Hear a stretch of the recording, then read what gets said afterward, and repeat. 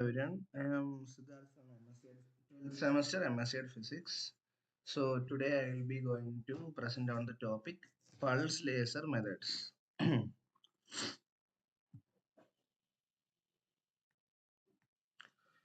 Now we will start with a brief introduction to this nanotechnology.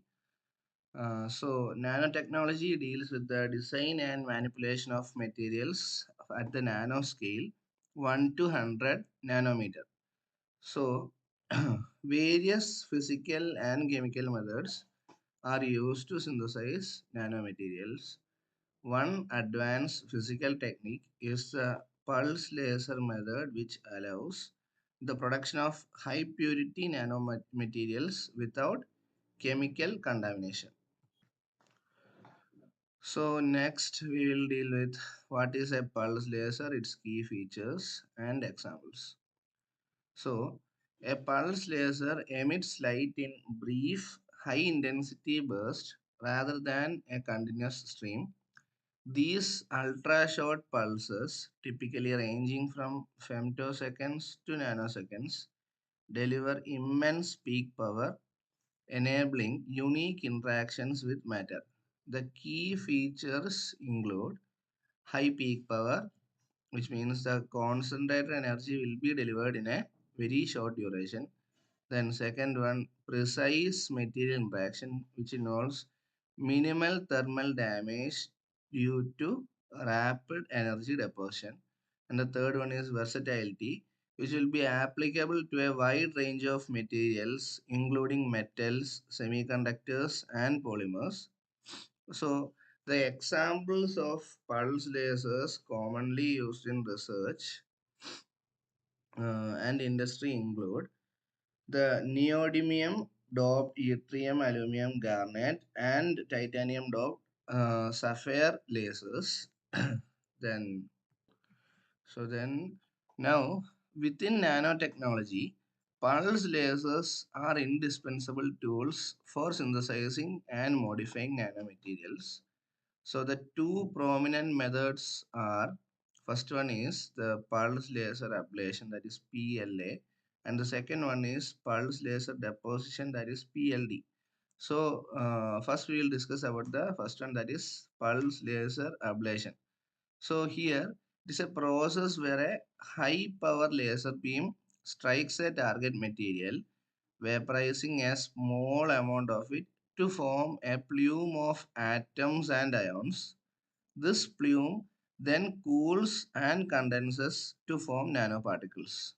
Whereas in the case of pulse laser deposition, it is an extension of the pulse laser ablation where the ablated material is deposited onto a substrate to create thin films with precise control over thickness and composition. This method is crucial for fabricating advanced functional coatings. So next, now we will discuss about the principle of pulse laser ablation. so the core principle of pulse laser ablation involves the interaction of a high energy laser pulse with a solid target. When the laser pulse hits the target surface, its energy is rapidly absorbed, leading to a swift increase in temperature. So, this intense heating causes the material to vaporize and ionize, creating a plasma plume that expands away from the target. The key to this pulse laser ablation's precision lies in the short duration of the laser pulses, which ensures that energy is delivered before significant heat can diffuse into the surrounding material, thereby minimizing thermal damage and ensuring the formation of high quality nanoparticles or thin films. So next one is the experimental setup for pulse laser methods.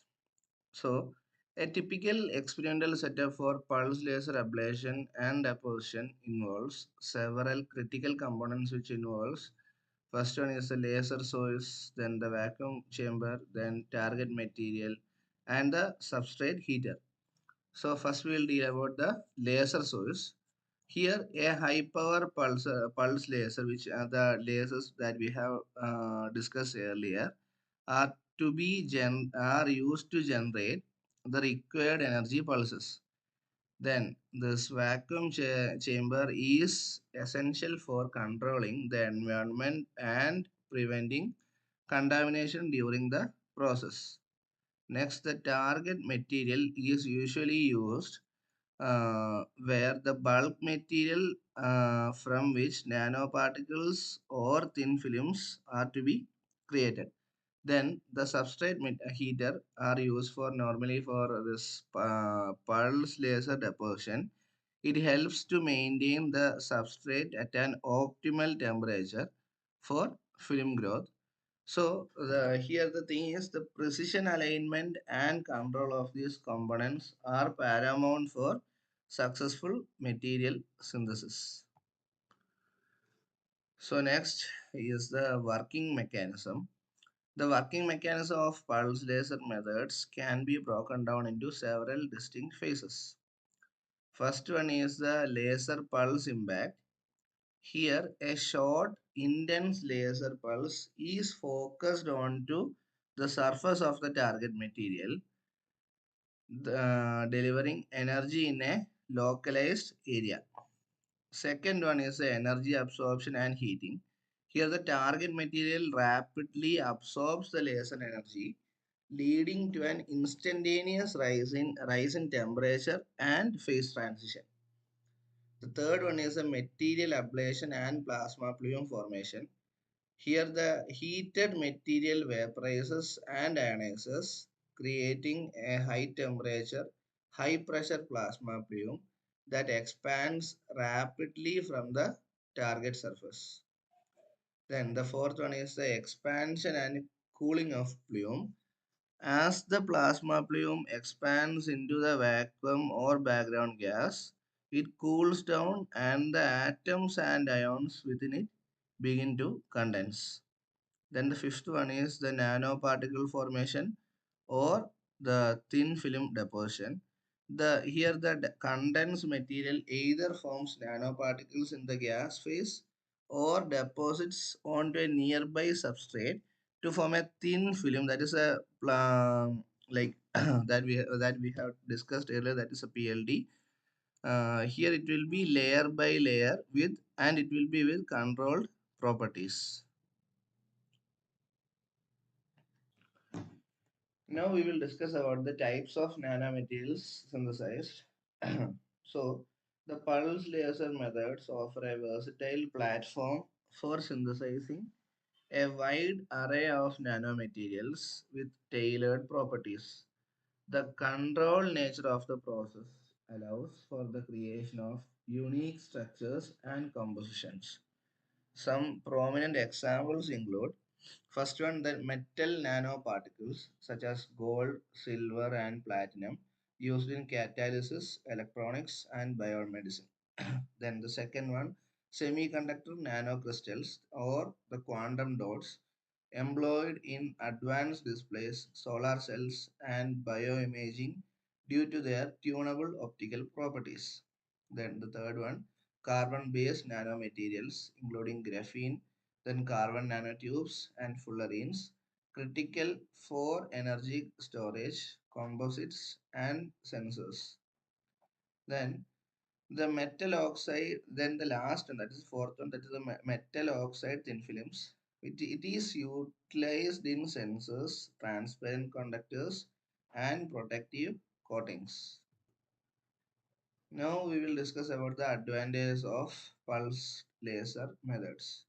So pulse laser techniques offer distinct advantages over traditional synthesis methods, making them highly desirable in nanotechnology. So first one is high purity. The process occurs in a high vacuum environment, significantly reducing contamination and leading to very pure materials. Then the second one is versatility.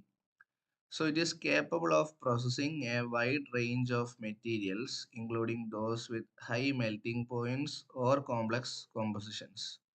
Then the third one is stoichiometric transfer. It maintains the elemental composition of the target material in the deposited film or nanoparticles, which is crucial for complex compounds. Then the fourth one is fine control. It allows for precise control over particles size, then film thickness and crystallinity, enabling customization for specific applications. Then the fifth one is rapid prototyping. It enables quick production of new materials and structures for research and development. Now we will discuss about the limitations of pulse laser methods. So, even though offering numerous benefits, this pulse laser methods also has some certain limitations also. So, we have to the first one is high equipment cost. It involves the initial investment for high power pulse lasers and vacuum systems can be substantial. Then the second one is small area deposition. The deposition area is typically limited, making it less suitable for large scale industrial production compared to other methods. The third one is scalability challenges. Scaling up the process for mass production of nanoparticles or large area thin films can be complex and inefficient. Then the fourth one is the material dependence. The efficiency and quality of the process can vary significantly depending on the target material's properties. Then the fifth one is the surface roughness.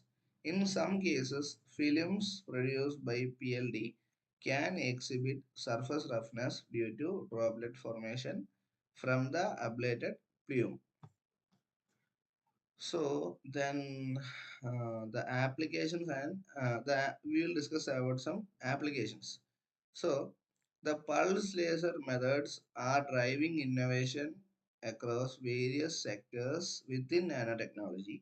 So the first one will deal with the electronics. So the fabrication of advanced sensors, transistors, and transparent conductive films. Then second one is biomedicine. It involves the synthesis of drug delivery systems, biocompatible coatings, and diagnostic tools. Third one is energy.